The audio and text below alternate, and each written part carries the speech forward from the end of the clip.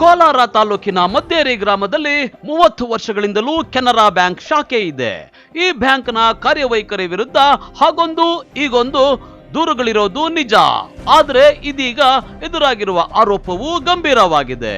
ಗ್ರಾಹಕರು ಬ್ಯಾಂಕ್ನಲ್ಲಿ ಇರಿಸಿದ್ದ ನಗದು ಹಾಗೂ ಚಿನ್ನದ ಒಡವೆಗಳು ಮಾಯವಾಗಿರುವ ಆತಂಕಕಾರಿ ಆರೋಪವು ಇದೀಗ ಎದುರಾಗಿದೆ. ಮದ್ದೇರಿ ಕೆನರಾ ಬ್ಯಾಂಕ್ ಶಾಖೆಗೆ ಕನ್ನಡ ಭಾಷೆಯೇ ಬಾರದಿರುವ ಇಂದ್ರಜಿತ್ ಸಿಂಗ್ ಅವರು ಮ್ಯಾನೇಜರ್ ಮತ್ತು ರಾವತ್ ಮಹೇಶ್ವರ್ ಅವರು ಸೂಪರ್ವೈಸರ್ ಆಗಿದ್ದಾರೆ. ಇವರ ಜೊತೆಗೆ ಮಾಲೂರಿನ ಮಂಜುನಾಥ ಹಾಗೂ ವೇಮ್ಗಲ್ನ ಮಧು ಸಿಬ್ಬಂದಿಯಾಗಿದ್ದಾರೆ. ಆದರೆ ಮಂಜುನಾಥ ಮತ್ತು ಮಧು ಕಳೆದ 2 ವರ್ಷಗಳಿಂದ ಬ್ಯಾಂಕ್ನಲ್ಲಿ ತಮ್ಮ ಕೈಚಳಕ ಪ್ರದರ್ಶಿಸಿದ್ದಾರೆ. ಗ್ರಾಹಕರು ಬ್ಯಾಂಕ್ನಲ್ಲಿ ಗಿರವಿ ಇರಿಸಿದ್ದ ಒಡವೆಗಳನ್ನ ತೆಗೆದು ಸ್ವಂತಕ್ಕೆ ಬಳಸಿಕೊಂಡು ಆ ಜಾಗದಲ್ಲಿ ಗಿಲೀಟು ಒಡವೆಗಳನ್ನ ಇರಿಸಿದ್ದಾರೆ. ಹಾಗೆಯೇ ಖಾತೆದಾರರಿಗೆ ಸುಳ್ಳು ಹೇಳಿ ನಗದು ಡ್ರಾ ಮಾಡುವ ದಾಖಲೆಗಳಲ್ಲಿ ಅವರ ಸಹಿ ಪಡೆದು ಪೂರ್ಣ ಮೊತ್ತವನ್ನ ಲಪಟಾಯಿಸಿದ್ದಾರೆ. ಬ್ಯಾಂಕಲ್ಲಿ ಎಲ್ಲ ದುಡ್ಡು ಇನ್ನೊಬ್ಬರು ಅಕೌಂಟಿಂದ ಇನ್ನೊಬ್ರಿಗೆ ಟ್ರಾನ್ಸ್ಫರ್ ಆಗಿ ಜನಗಳಿಗೆ ಭಾರಿ ತೊಂದರೆ ಆಗಿದೆ ರೈತರಿಗೆ. ಅದರಿಂದ ಆಭರಣ ಕೂಡ ಇಲ್ಲ, ನಕಲಿ ಆಗಿಬಿಟ್ಟವಂತೆ. ಆದ್ದರಿಂದ ಭಾರಿ ತೊಂದರೆ ಆಗಿದೆ. ನೀವು ಅವ್ರಿಗೆ ನಮ್ಮ ರೈತರಿಗೆಲ್ಲ ಸುಮಾರು ಒಂದು 20-30 ಜನಗೆ ಆಗಿದೆ. ಅದೇ ದುಡ್ಡು ಚಿನ್ನ ಇಕ್ಕಿರೋ ಚಿನ್ನ ಅಲ್ಲಿ ಇಲ್ಲ, ಎಲ್ಲ ಕಾರ್ಡ್ ನೋಡಿಸಿದ್ರೆ ಚಿನ್ನನೇ ಪತ್ತ ಇಲ್ಲ. ಅದ್ರಿಗೆ ಅವ್ರು ಕೇಳಿದರೆ ಅವ್ರು ತರಿಸ್ಕೊಡ್ತೀರಿ, ಈ ವಾರ 15 ದಿನದಲ್ಲಿ ನಿಮಗೆಲ್ಲ ನ್ಯಾಯ ದೊರಕಿಸ್ಕೊಡ್ತೀರಿ ಅಂತ ಹೇಳ್ತಾ ಇದ್ದಾರೆ ಮ್ಯಾನೇಜರ್ದು. ತೊಂದರೆ ಅಲ್ಲ ಸರ್, ಅದನ್ನೇ ನಂಬ್ಕೊಂಡು ನಾವು ಫಿಕ್ಸೈಡ್ ಅಂದರೆ ಒಂಥರ ಲಾಕರ್ ಇದೆ ಅಂತೇಳಿ ಎಲ್ಲ ತಗೊಂಬಂದು ನಾವು ಒಡವೆ ಮಾಡಿಸಿದ್ರೂ ಕಡಿಮೆ ರೇಟಿಗೆ ನಾವು ತಗೊಂಬಂದು ಇಡ್ತೀರಿ. ಯಾಕಂದರೆ ಅದು ಲಾಕರು ಸೆಂಟ್ರಲ್ ಗೌರ್ಮೆಂಟ್ ಲ್ಯಾಂಡ್ ಇದ್ದಿದೆಯಲ್ಲ ಸೆಕ್ಯೂರಿಟಿ, ಅದರಿಂದ ತಗೊಂಬಂದು ಇಡ್ತೀರಿ. ಮನೆಯಲ್ಲಿ ಕೆಬ್ಬನ್ ಪೆಟ್ಟಿರಲ್ಲ, ಇನ್ನೊಂದಿರಲ್ಲ, ತೊಂದರೆಯಿಂದ ಇಲ್ಲಿ ಇಡ್ತೀರಿ. ಈ ಥರ ಆಗಿಬಿಟ್ರೆ ಭಾರಿ ಜನಗಳಿಗೆ ತೊಂದರೆ ಆಗಿಬಿಟ್ಟಿದೆ, ತಪ್ಪಾಗಿದೆ.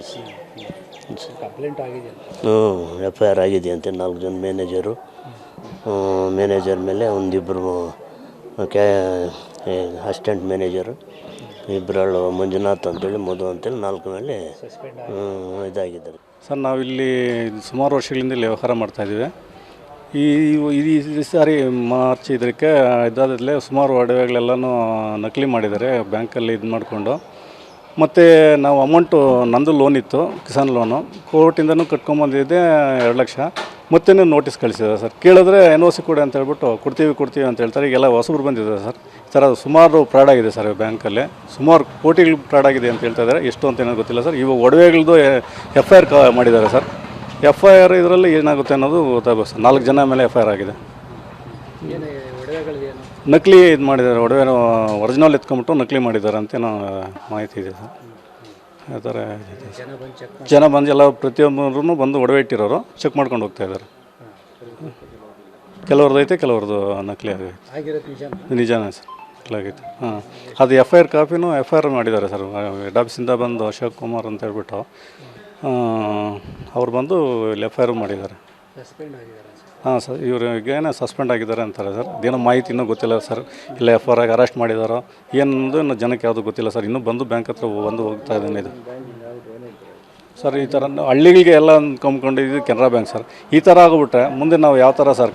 ರಾಷ್ಟ್ರೀಕೃತ ಕೆನರಾ ಬ್ಯಾಂಕ್ ಅಂತಾರೆ. ಕೆನರಾ ಬ್ಯಾಂಕಲ್ಲಿ ಈ ಥರ ಆಗಿಬಿಟ್ರೆ ನಮ್ಮಂಥ ಬಡಬಗ್ಗರೆಲ್ಲ ಏನು ಸರ್, ಏನಾಗಬೇಕು ಸರ್? ಅದರಿಂದ ಸರ್ ನೀವೇ ನನ್ನ ನ್ಯಾಯ ಬೇಕು ಸರ್. ಎಲ್ಲರೂ ಜನದ ಪರವಾಗಿ ನಾನು ಇದು ಮಾಡ್ತಾಯಿದ್ದೀನಿ.